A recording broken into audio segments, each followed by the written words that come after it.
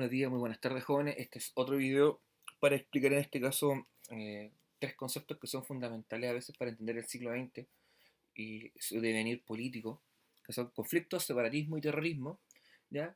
Y la idea de la clase es que ustedes puedan entender cuáles son algunas de las motivaciones que han llevado acá a que se desarrollen una serie de conflictos en el planeta, sobre todo pensando desde mediados del siglo XX hacia adelante, ¿bien?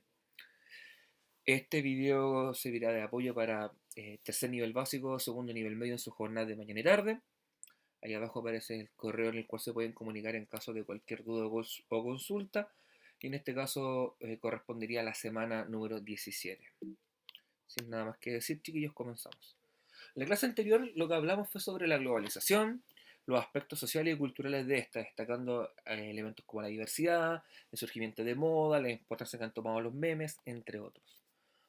Un conflicto. Los conflictos siempre tienen a la base algunos principios como puede ser la guerra santa, una guerra por religión, por fe, una guerra justa, entendiendo que la justicia es un concepto sumamente variable a lo largo del tiempo y de la historia, el derecho que tiene un pueblo a rebelarse contra alguien, contra un soberano opresor, y la lucha de clases, ya entre una mayoría oprimida y una minoría opresora. Bien, ¿cómo se entiende un conflicto entonces? Se entiende que es una lucha por valores, estatus, poder y recursos, que tiene como objetivo el neutralizar al enemigo o eliminarlo. ¿Y por qué ocurre este enfrentamiento? Porque se ven afectados sus intereses. ¿Ya? Ahora bien, ¿por qué ocurren? Porque está dentro de la naturaleza humana el enfrentarse unos a otros por un tema de buscar una mejor condición de vida o también simplemente por un tema de querer obtener poder. ¿Ya?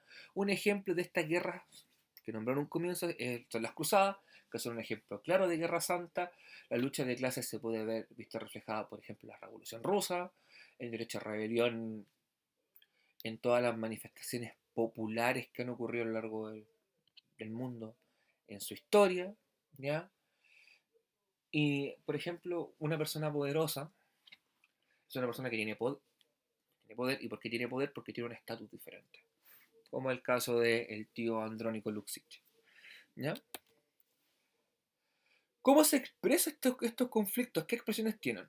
El separatismo, el proceso de balcanización, guerras civiles y en este caso un proceso como el apartheid en África donde una minoría oprime a una mayoría. Bien, en el caso del separatismo hay diversas expresiones en el mundo, las que nombré son actuales, ¿ya? Como el caso de Cataluña, en Bélgica está la zona de Flandes, la zona flamenca, en Rusia está la zona de Chechenia, en Bolivia está la zona de Santa Cruz de la Sierra, ¿ya? La balcanización, chiquillos, se refiere a la fragmentación que vive un país a través de guerras sistemáticas, ¿ya? Como se llama balcanización porque este concepto se acuña o surge después de las guerras yugoslavas que ocurren en la década del 90, que terminaron fragmentando este país que se llamaba Yugoslavia en una serie de estados menores como Eslovenia, Croacia, Bosnia y Herzegovina, Serbia, Montenegro, Macedonia e inclusive algunos estados que no son reconocidos totalmente como es el caso de Kosovo, ¿ya?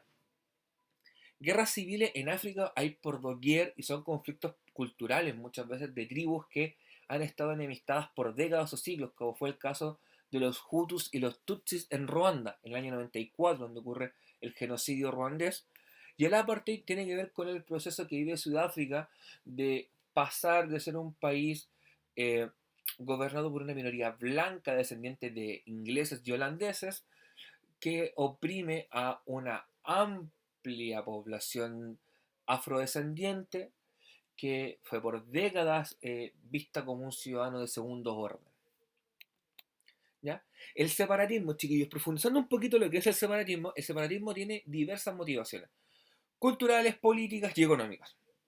A nivel cultural, hay un conflicto sobre todo de identidades muy potentes que tienen que ver con religión y con costumbre. Por ejemplo, el Athletic de Bilbao es una expresión del separatismo vasco en España. En el Athletic de Bilbao solamente juegan vascos o descendientes de vascos. ¿Ya? De hecho, tienen un idioma propio, una bandera propia, y si ustedes se dan cuenta en la imagen que está acá arriba en la izquierda, esa bandera está presente prácticamente en toda la pantalla. ¿Ya? Tenemos también casos como en Bélgica, donde hay un separatismo por parte de Flandes, una zona flamenca, ¿ya? Que tiene una cultura diferente a la mayoría del país, que tiene una mayor influencia francesa o alemana en algunos casos. Pero los de Flandes sienten un sentimiento de independencia, quieren ser una nación única. Lo mismo ocurre, por ejemplo, con Cataluña hoy en día en España. En Santa Cruz de la Sierra, Bolivia, también ocurre. Esa imagen es de Bolivia, chiquillos. O un proyecto de lo que pudo ser Bolivia. Santa Cruz de la Sierra da hacia Brasil, para que se hagan una idea. No es el Bolivia que da frontera con nosotros, con Argentina, con Perú, ¿ya? Es una Bolivia mucho más desarrollada, una Bolivia mucho más urbana, eh, que sale del imaginario que tenemos de Bolivia. Y ellos también quieren su independencia porque sienten que estar unidos a Bolivia los retrasa, ¿ya? Eh, Motivaciones políticas, el derecho de independencia, los catalanes, por ejemplo, económicas, lo mismo, el crecimiento, el desarrollo, la desigualdad. El caso de Santa Cruz, ellos se sienten que estar amarrados a un país tan poco desarrollado, con tan poco crecimiento, les afecta, para mal, ¿ya? Y el separatismo, ¿cómo se define? En palabras simples, es separarse de un territorio al que están unidos, ¿ya? Estas separaciones pueden ser conseguidas de forma pacífica o tener una búsqueda pacífica a través de referéndums, de plebiscitos, que digan yo me quiero salir de este país, quiero independizarme, o pueden ser en forma violenta con guerras civiles, ¿ya? Por lo general, un país evidentemente que no va a dejar que se le escape una región, ¿ya? Por eso tienden hoy en día a ser mayoritariamente conflictos violentos. Pero, perdón, ¿ya? Ahora, pasando a un segundo punto, la balcanización, las guerras yugoslavas que se dan desde el 91 al 2001 aproximadamente, si ustedes se dan cuenta, en la parte izquierda se ven los actores o los países que participaron de este proceso. Macedonia, Eslovenia, Croacia, Bosnia, Serbia, Montenegro, ¿ya? ¿Por qué ocurrió este proceso? Antes de entrar en detalle, ocurre por motivos culturales, por motivos de poder, por motivos de representación política. En el caso de Yugoslavia, los aspectos fundamentales fueron políticos y culturales, ¿ya? Un ejemplo, Croacia es un país católico, Bosnia es un país que tiene un amplio porcentaje de población musulmana, Serbia y Montenegro tiene un amplio porcentaje de población cristiano ortodoxo, por lo cual son tres religiones diferentes que están conviviendo en un mismo país y buscan tener la misma representación. Eso genera conflictos. A eso sumado que eh, tras la muerte del mariscal Tito, que mantuvo unificado Yugoslavia por muchas décadas, comenzaron a disputarse en los países quién iba a gobernar todo este territorio. O sea, los croatas querían poner a un croata, los bosnios a un bosnio, los serbios montenegrinos a un serbio montenegrino. Esto genera conflictos, chiquillos, ¿ya? En el caso de Macedonia, Macedonia pudo ser un caso de separatismo pacífico, ¿ya? Y ellos lograron independizarse sin mayor problema. Los grandes problemas vienen con Bosnia, ¿ya? Bosnia se enfrentó a guerra contra Serbia y Croacia, ¿ya? Los bosnios sufrieron algo que se llama limpieza racial, una forma sutil de decir genocidio, asesinato sistemático de bosnios, ¿ya? Violaciones de derechos humanos de toda índole, chiquillos, físicas, psicológicas, sexuales, de toda índole. De hecho, la imagen que aparece acá es cuando se encuentran cadáveres en una fosa común en Srebrenica, que era una ciudad de Bosnia, que sufrió una de las mayores masacres desde la Segunda Guerra Mundial, ¿ya? Y esto significó, en el fondo, una división que hasta el día de hoy existe en los países, que hasta el día de hoy no se soporta, no se pueden ver ni en pintura. Cuando hay un partido de fútbol o cualquier evento deportivo, es tema de conflicto entre ambos países, ¿ya? Y en el fondo, países que fueron por mucho tiempo hermanos terminan divididos por este conflicto. ¿Bien? En África, con la descolonización, cuando se acaba este proceso de descolonización, quedaron visibles una serie de conflictos étnico-raciales, es decir, a nivel de cultura de pueblos, como fue en el caso de Ruanda. Ruanda es un país africano sumamente pobre, donde vivían principalmente dos pueblos, los Hutus y los Tutsis. Los Hutus masacraron sistemáticamente a cientos de miles de Tutsis en poco tiempo. por disputas internas, por el control del país. Esta es una imagen del genocidio en Ruanda, del año 94. Los que se ven ahí son cadáveres de gente que quedaron tirados. Esa es la realidad que les tocó vivir a esos pueblos. ¿Bien? Y por otro lado, tenemos conflictos entre grupos de poder, como fue el caso de Sudáfrica. En Sudáfrica, como les dije anteriormente, una minoría blanca tenía el poder y gobernaba sobre una mayoría afrodescendiente. Esto cambiaría cuando aparece la figura de Nelson Mandela, político sudafricano. Él fue un revolucionario, fue un tipo que llamó a la toma de las armas, luchó por, en forma literal por la independencia, por la igualdad de derechos de Sudáfrica. Le costó décadas en cárcel. Finalmente, en la década de los 90 esto logra superarse, pero aún así se mantiene la discriminación y la violencia racial, donde la gente blanca o un grupo de blancos sigue temiendo que haya alguna vez una revuelta de afrodescendientes y que ellos los maten, ¿ya? Eh, Porque si bien el conflicto ya se dio por superado, aún así las heridas se mantienen y no cierran por completo. De hecho, el comienzo de este proceso de unificación sudafricana comienza con el Mundial de Rugby del año 95, donde se cambió la bandera, esta bandera desaparece y surge una nueva bandera sudafricana, se cambia el himno nacional por un himno que sea unificador y que represente la diversidad que tiene Sudáfrica. Bien, pasando a otro tema completamente diferente, pero que tiene que ver con la clase, es el terrorismo.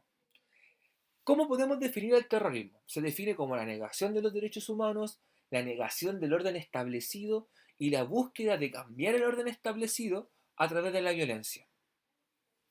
¿Ya? ¿Qué motivaciones hay? Pueden ser político-ideológicas, donde aparecen, hay un terrorismo independentista, el anarquismo, un extremismo ya sea de izquierda o de derecha, puede ser de cualquier color político, o sea, no afecta. Y también hay motivaciones culturales como pueden ser raciales y religiosas. Ya. El nivel político ideológico, el independentismo, perdón, busca la separación o unificación. Por ejemplo, el IRA en Irlanda del Norte, el Irish Republican Army, el ejército revolucionario irlandés, buscaba la unificación de Irlanda del Norte con el resto de Irlanda, porque quedaron separados a comienzos del siglo XX cuando Irlanda se independiza de Gran Bretaña, pero la zona de Ulster, que está en el norte de Irlanda, queda sometida o decide quedarse con el Reino Unido. Y ese conflicto sigue hasta el día de hoy. Si bien hoy en día ya no hay conflictos violentos, sí por gran parte del siglo XX hubieron enfrentamientos armados. ¿Ya? Y tenemos en el caso de España, tenemos la ETA, Euskadi Ta Askatasuna, ¿ya? Que es País Vasco y Libertad. Eso significaba ETA. Una organización terrorista española que también hoy en día ya está desactivada, pero que por décadas buscó la independencia del País Vasco, ¿ya? Que se separaran de España, porque culturalmente son diferentes, idiosincrasias diferentes. ¿Bien? Y tenemos ejemplos de independentismo, uno que busca unificar y uno que busca separar. El anarquismo busca eliminar el orden establecido y hay extremismos de derecha o de izquierda. En este caso yo pongo como ejemplo uno de izquierda que ocurre en Perú y que tuvo mucha fuerza en los 70, 80 y en los 90, que fue Sendero Luminoso, una organización maoísta, o sea, de un extremismo de izquierda vinculado a China, ya a la visión china del conflicto de la lucha de clases y de cómo generar la revolución, que tomó mucha fuerza en las zonas rurales y selváticas de Perú. Y ahí hay una imagen del líder del Sendero Luminoso Histórico, Abimael Guzmán, con estas imágenes típicas de la China comunista, como publicidad con el puño en alto, que hasta el día de hoy siguen luchando hoy en día, ya no con la fuerza de antes. Pero para que se haga una idea, Sendero Luminoso llegó a tal nivel de sus ataques que hicieron un secuestro en la embajada de Japón en Perú. Perdón, Perú tiene una fuerte influencia japonesa y harto migrante japonés, y tuvieron un secuestro que duró semanas, meses, ¿ya? Bien, y ahora pasando a las motivaciones culturales a nivel religioso, yo nombro algunas como Al Qaeda, Hezbollah y aún Shinrikyo, que es verdad suprema. Al Qaeda y Hezbollah son de religión musulmana, y Verdad Suprema es japonesa, tiene influencias del confucianismo, el taoísmo, también influencias del hinduismo. Ambas fueron consideradas, o todas estas, perdón, son consideradas organizaciones terroristas. Han hecho atentados terroristas, o hicieron. En el caso de Al Qaeda, el más famoso es el atentado a las Torres Gemelas del 2001. Hezbollah se le atribuye el atentado a la AMIA, Asociación de Mutual Israelita en Argentina, el año 94, si mi memoria no me falla. Y Verdad Suprema atentó en el metro de Tokio con gas sarín, con gas tóxico. ¿Ya? Y a nivel racial, en el fondo la supremacía de una raza por sobre otra, tenemos el claro ejemplo del Ku Klux Klan, que todavía existe. ¿Ya? Una organización supremacista blanca que cree en la superioridad de la raza blanca en Estados Unidos, que ha cometido sistemáticamente crímenes de odio contra gente de raza negra u otros migrantes. Tuvo mucha fuerza en los 50, 60, 70, incluso hasta los 80, donde en Estados Unidos todavía el racismo era muy potente. Si bien sigue existiendo, no es tan fuerte como en aquella época. ¿Ya? En síntesis, chiquillos, hablamos del conflicto, tipos de conflicto, destacamos el separatismo, la balcanización, la guerra civil, el apartheid en Sudáfrica y algunas expresiones del terrorismo. A su derecha observarán algunos conceptos definidos de forma bastante simple, que les permitirán entender de mejor forma la presentación. Y por último, un ejercicio de tipo prueba de transición, donde se toma un fragmento de texto que habla sobre el auge y caída de Sendero Luminoso, organización terrorista maoísta peruana, ya escrita por, si no me equivoco, Fabiola Escarzaga, ya este es del año 2001. Y las preguntas que les propongo son, ¿qué hito destaca el fragmento presentado como punto de ruptura dentro del Partido Comunista Peruano? En este caso, yo leyendo el texto puedo descubrir que es el cuarto Congreso de enero en 1964. ¿Y qué elemento característico de la vertiente insurreccional, cuál es el elemento característico, perdón, de la vertiente insurreccional maoísta? ¿Ya? Y en este caso es proponer el desarrollo de la guerra popular, guerra del campesinado, o sea, desde las bases, desde la gente común y corriente, promover la guerra para así poder imponer sus ideales. Ya, chiquillos, eso sería por esta semana. Espero que les quede medianamente claro. Cualquier duda o consulta al correo o al número de teléfono, a los grupos de WhatsApp en los cuales ustedes están ingresados. Chiquillos, eso, espero que estén muy bien. Cuídense. Espero que nos podamos ver pronto. Chao.